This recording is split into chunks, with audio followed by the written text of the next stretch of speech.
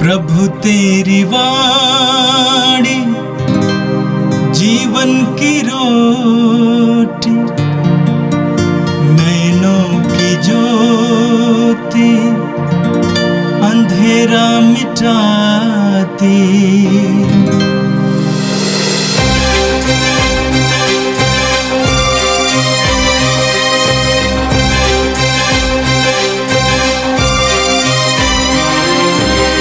प्रभु तेरी वाणी जीवन की रोटी, नैनों की ज्योति अंधेरा मिटाती।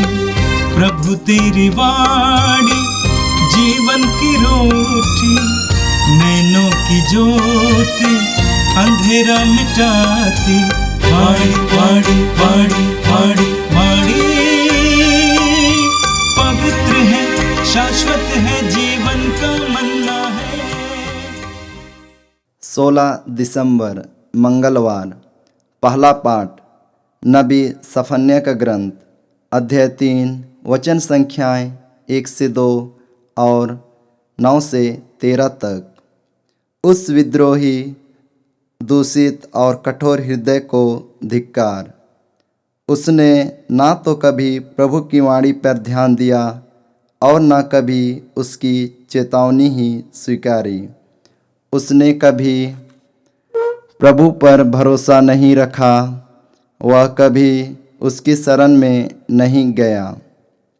मैं लोगों के होंठ फिर शुद्ध करूँगा, जिससे वे सब के सब प्रभु का नाम लेंगे और एक हृदय होकर उसकी सेवा करें। इथोपिया की नदियों के उस पार से मेरे बिखरे हुए उपासक चढ़ावा लिए मेरे पास आएंगे। उस दिन तुम्हें लज्जित नहीं होना पड़ेगा। तुम्हारे बीच मेरे विरुद्ध कोई पाप नहीं किया जाएगा, क्योंकि मैं तुम लोगों से डींग हाँकने वाले और अहंकारियों को दूर करूँगा। उसके बाद मेरे पवित्र पर्वत पर कोई भी घमंड नहीं करेगा। मैं तुम लोगों के देश में एक विनम्र एवं दीन प्रजा को छोड़ दूंगा, जो इज़राइल में रह जाएगा। वे प्रभु के नाम की शरण लेंगे। वे अधर्म नहीं करेंगे, झूठ नहीं बोलेंगे और छल कपट की बातें नहीं करेंगे। वे खाएंगे, पिएंगे और विश्राम करेंगे, और कोई भी उन्हें भयभीत नहीं करेगा। यह प्रभु की वाणी है। संत मत्ती के अनुसार पवित्र सुसमाचार, अध्याय 21, वाक्य संख्या 28 से लेकर 32 तक। यीशु ने महायाजकों और जनता के नेताओं से कहा, तुम लोगों का क्या विचार है? किसी मनुष्य के 2 पुत्र थे। उसने पहले के पास जाकर कहा, बेटा जाओ, आज दाखबारी में काम करो। उसने उत्तर दिया, जी हाँ पिताजी, किंतु वह गया नहीं। पिता ने दूसरे पुत्र के पास जाकर यही कहा। उसने उत्तर दिया, मैं नहीं जाऊंगा। किंतु बाद में उसे पश्चाताप हुआ और वह गया। दोनों में से किसने अपने पिता की इच्छा पूरी की? उन्होंने यीशु को उत्तर दिया, दूसरे ने। इस पर यीशु ने उनसे कहा, मैं तुम लोगों से कह देता हूं, नाकेदार और वेश्याएं तुम लोगों से पहले ईश्वर के राज्य में प्रवेश करेंगे। योहन तुम्हें धार्मिकता का मार्ग दिखाने आया और तुम लोगों ने उस पर विश्वास नहीं किया, परंतु नाकेदारों और वेश्याओं ने उस पर विश्वास किया। यह देखकर तुम्हें बाद में भी पश्चाताप नहीं हुआ और तुम लोगों ने उस पर विश्वास नहीं किया। यह प्रभु का पवित्र सुसमाचार है।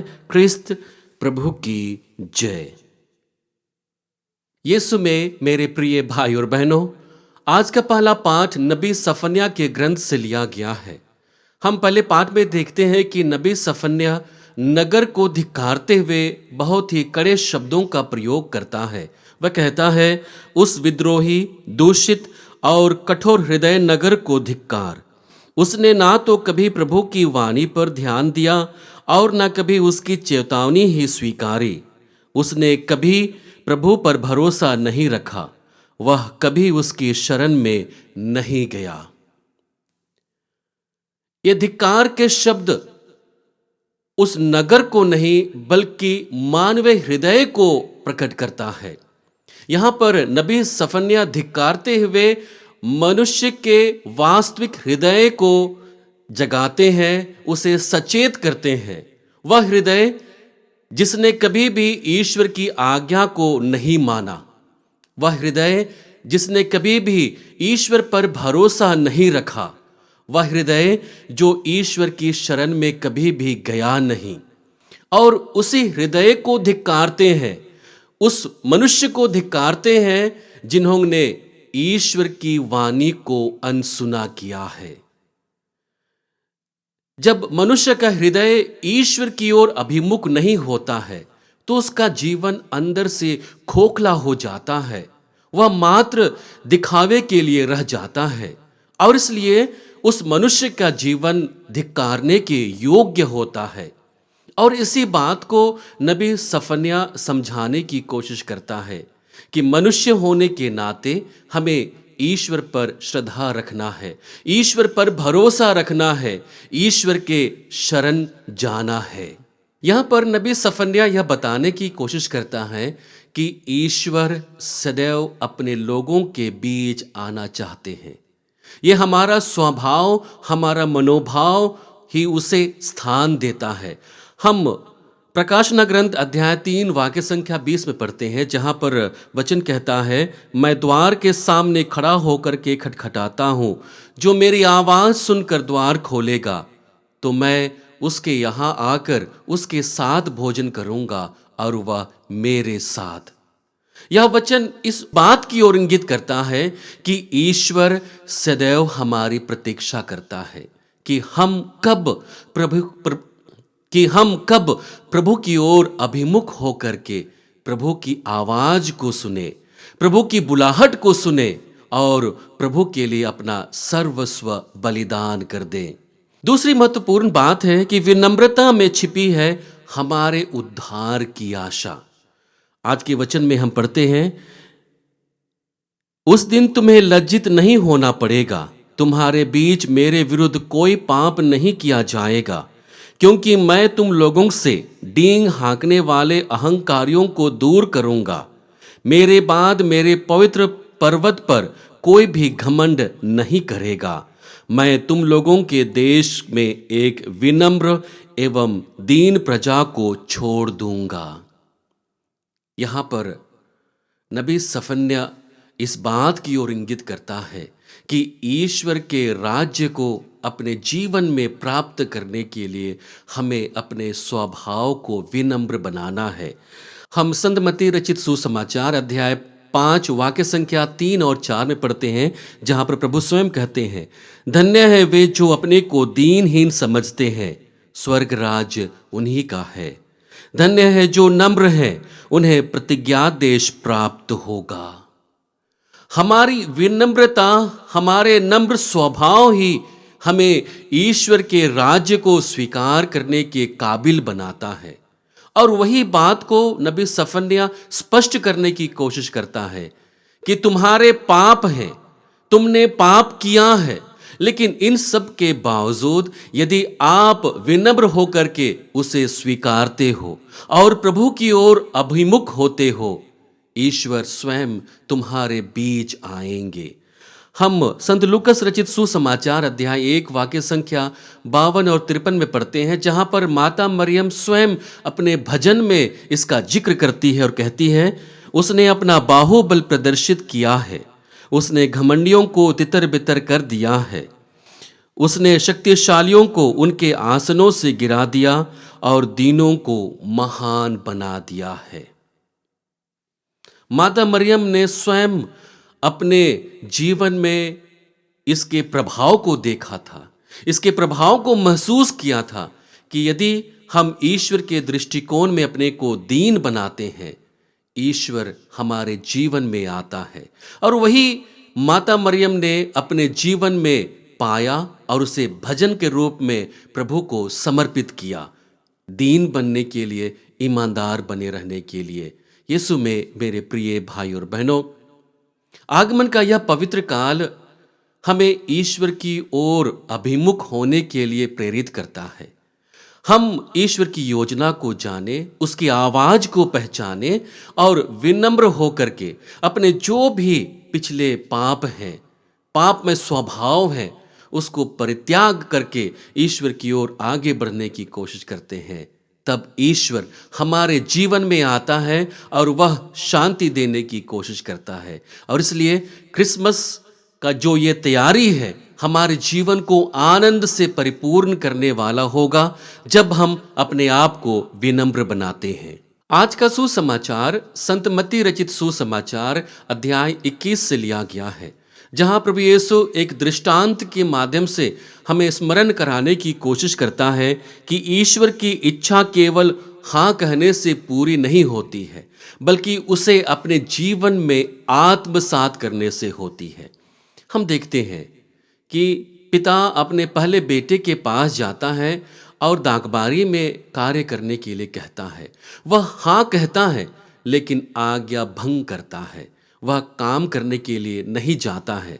वहीं दूसरी ओर जब पिता दूसरे बेटे से वही आग्रह करता है तब वह नहीं कहता है, लेकिन पश्चाताप के द्वारा वह आज्ञा पालन करता है। हम संत मत्ती रचित सुसमाचार अध्याय 7 वाक्य संख्या 21 में पढ़ते हैं, जहां पर प्रभु कहते हैं, जो लोग मुझे प्रभु प्रभु कहकर पुकारते हैं वे सब के सब स्वर्ग राज्य में प्रवेश नहीं करेंगे। जो मेरे स्वर्गिक पिता की इच्छा पूरी करता है वही स्वर्ग राज्य में प्रवेश करेगा। केवल ईश्वर की इच्छा के लिए अपनी स्वीकृति देना काफी नहीं है, बल्कि उसे अपने जीवन में अंगीकृत करना है, उसके प्रति अपने आप को वचनबद्ध बनाना है।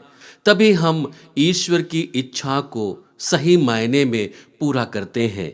हम याकूब के पत्र अध्याय 1 वाक्य संख्या 22 में पढ़ते हैं, जहां पर संत याकूब कहते हैं, वचन के श्रोता ही नहीं बल्कि उसके पालन करता भी बने। केवल सुनने का नहीं बल्कि उसे अपने जीवन में पालन करने का भी हमें प्रण लेना है, उसके लिए वचनबद्ध होना है। और वही कार्य हमारे जीवन में ईश्वर की योजना को पूरा करने के लिए शक्ति और बल प्रदान करता है। दूसरे भाग में प्रभु यीशु पश्चाताप को लेकर के आते हैं कि पश्चाताप के द्वारा हम ईश्वर के राज्य में प्रवेश कर सकते हैं।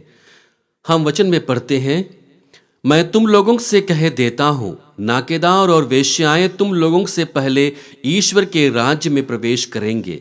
योहन तुम्हें धार्मिकता का मार्ग दिखाने आया और तुम लोगों ने उस पर विश्वास नहीं किया, परंतु नाकेदारों और वेश्याओं ने उस पर विश्वास किया और विश्वास के द्वारा उन्होंने ईश्वर के राज्य में प्रवेश पाने का अधिकार प्राप्त किया। और यही बात हमारे जीवन में होती है कि हमें अपनी कमजोरी को स्वीकार करना है, स्वीकार करते हुए उसके लिए पश्चाताप करना है और प्रभु की ओर वापस आना है। यूहन्ना बपतिस्ता ने लोगों को पश्चाताप करने के लिए वचन दिया, लोगों ने उसे स्वीकार किया और जिन्होंने भी उसके वचन को स्वीकार किया, पश्चाताप किया, ईश्वर के राज्य के वे अधिकारी बने। हम सुक्ति ग्रंथ अध्याय 28 में पढ़ते हैं, जहां पर वचन कहता है, जो अपने पाप छिपाता वह उन्नति नहीं करेगा, जो उन्हें प्रकट कर छोड़ देता है उस पर दया की जाएगी। यही वह समय है जब हम गहराई से अपने जीवन को मूल्यांकन करते हैं, हमारे जीवन की स्थिति को भांपते हैं, आलोकन करते हैं, और यदि उसमें कुछ त्रुटियां हैं तो हम वचनबद्ध होकर प्रभु की ओर अग्रसर होते हैं। हम नबी ईसायास के ग्रंथ अध्याय 30 वाक्य संख्या 15 में पढ़ते हैं, जहां पर नबी ईसायास कहते हैं, पश्चाताप और स्वीकृति में ही तुम्हारा कल्याण है। हमें पश्चाताप करना है, अपने कमजोरी को स्वीकार करना है, और जब हम ऐसा करते हैं तो हमारे जीवन में प्रभु के कल्याणकारी योजना पूरी होती है। यीशु में मेरे प्रिय भाई और बहनों, आगमन का यह पवित्र काल ईश्वर की ओर निगाहें दौड़ाने के बाद अपने जीवन को मूल्यांकन करने का एक सही अवसर देता है। हम अपने जीवन की गहराई में जाकर के उसे मूल्यांकन करने लगते हैं कि कैसे मैं प्रभु को अपने जीवन में पाता हूँ, कैसे उसकी योजना को अपने जीवन में साकार करता हूँ। यदि उसके लिए हम वचनबद्ध नहीं हैं तो हमें चाहिए कि हम पश्चाताप करें, अपने आप को विनम्र बनाएं और प्रभु की ओर वापस आएं। हे सर्वशक्तिमान पिता परमेश्वर, हम धन्यवाद देते हैं हमें पश्चातापी हृदय देने के लिए, जो सदैव हमें तेरी ओर अभिमुख करता है, तेरे वचनों के प्रति अपने जीवन में गहरी छाप छोड़ता है और तेरी ओर आने के लिए हमें प्रेरणा देता है। प्रभु, जैसे हम तेरे पुत्र के जन्मोत्सव की तैयारी कर रहे हैं, हम अपने सारे गुनाहों के लिए पश्चाताप कर सकें, अपने हृदय को तेरी ओर अभिमुख कर सके, ताकि जो खुशी तूने अपने पुत्र के द्वारा इस संसार को दिया है, हम उसे अपने जीवन में प्राप्त कर सके, उसे अपने जीवन में महसूस कर सके। हम यह वर मांगते हैं हमारे प्रभु ख्रिस्त के द्वारा, आमीन। प्रभु तेरी वाणी जीवन की रोटी, नैनों की ज्योति अंधेरा मिटाती। वाणी वाणी वाणी वाणी वाणी पवित्र है, शाश्वत है, जीवन का